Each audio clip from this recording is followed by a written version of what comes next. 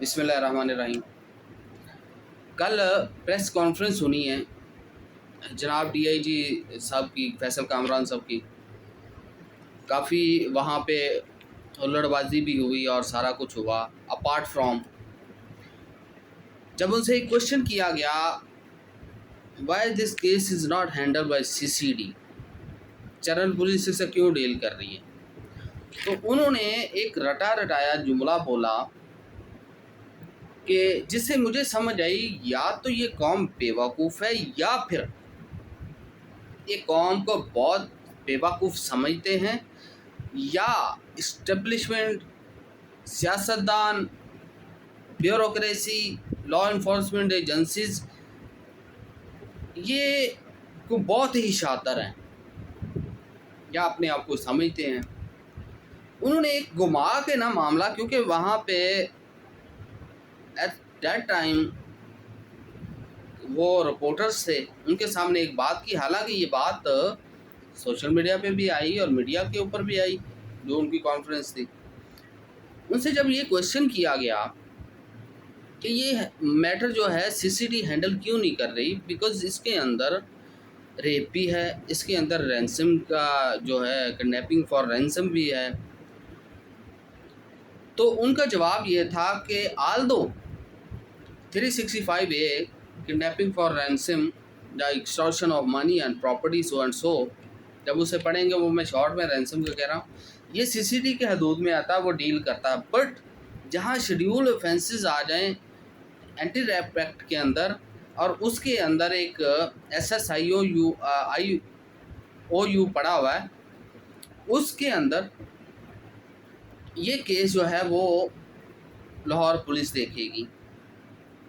हालांकि ये वो किस्सा है, हालांकि मुझे पता है ये जो केस, जो क्वेश्चन किया गया था एक रिपोर्टर की तरफ से, वो किस तनाज़र में किया गया था, वो क्यों किया गया था, उसने उस बेसिकली उसका मकसद ये था कि अभी एक हफ्ता पहले सीसीडी ने एक बंदे को पार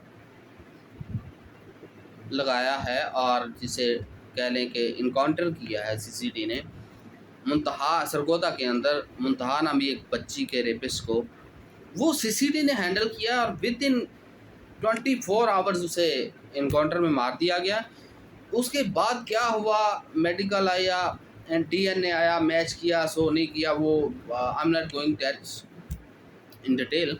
बट मैं ये क्वेश्चन करना चाह रहा हूँ, जो उस रिपोर्टर ने भी कहा कि ये ऐसा क्यों है कि ये एक हाई प्रोफाइल केस है, उसके अंदर मरियम नवाज शरीफ भी आ रही हैं, वहाँ पे इसहाक डार का निवासा है, इसहाक डार आ रहा है, तो वो सीसीडी हैंडल नहीं करेगी, जनरल पुलिस करेगी, वहाँ रिमांड होगा, वहाँ बयान होंगे, वहाँ क्या कहते हैं, पूरा ट्रायल होगा, देन जाके वह होगा। लेकिन कोई गरीब होगा, उसके लिए आर्टिकल 10A हमारे यहाँ कॉन्स्टिट्यूशन ऑफ पाकिस्तान के अंदर है फेयर ट्रायल का। अगर वो गरीब होगा तो उसे वो हक हासिल नहीं होगा, ना उसका रिमांड होगा, ना उसका ट्रायल होगा, ना उसका डीएनए होगा, ना उसका मैचिंग होगी, ना उसके एविडेंसेस होंगे, और ना फिर ट्रायल के बाद उसे सज़ा दी जाएगी, उसे विद इन 24 आवर सीसीडी पाल कर लगा देगी। लेकिन क्यों? क्योंकि वो गरीब है।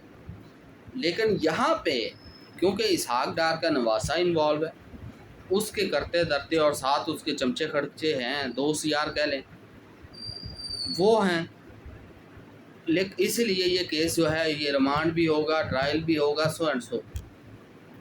फिर इसमें 2 से 4 चीज़ें देख लें। ये 2 अवामी नज़रिया, जो मैं अक्सर कहता हूँ और लिखता भी हूँ, 2 अवामी नज़रिया के एक तरफ ना तो कोई प्रोसीजर अडॉप्ट होता और बंदे को मार दिया जाता है, इनकाउंटर कर दिया जाता है, दूसरी तरफ सारा कुछ है। फ़र्क दरमियान में एक लाइन का है कि वो अमीर है और वो गरीब है, वो पावरफुल है, वो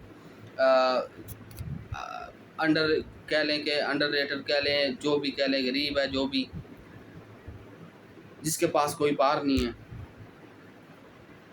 अच्छा, इसमें ये फ़र्क आता है, इसकी बेस पे वो ट्रायल तो उधर होगा लेकिन ये यहाँ पे होगा। देन इसमें 2 से 4 चीज़ें और आती हैं।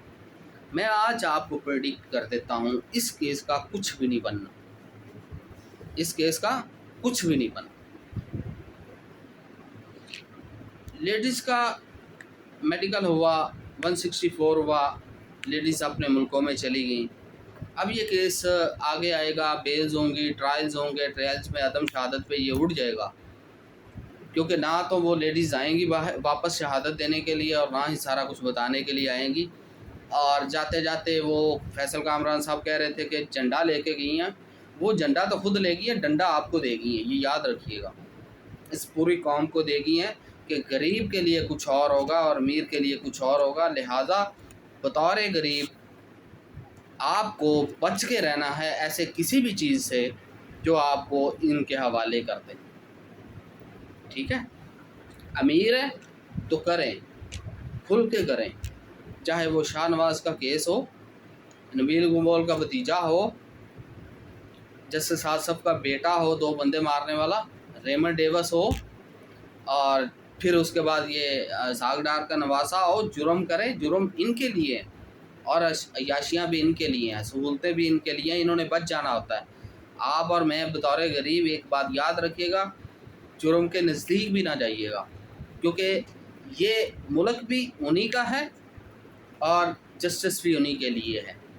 सो अपार्ट फ्रॉम दैट इस केस का कुछ नहीं बनना।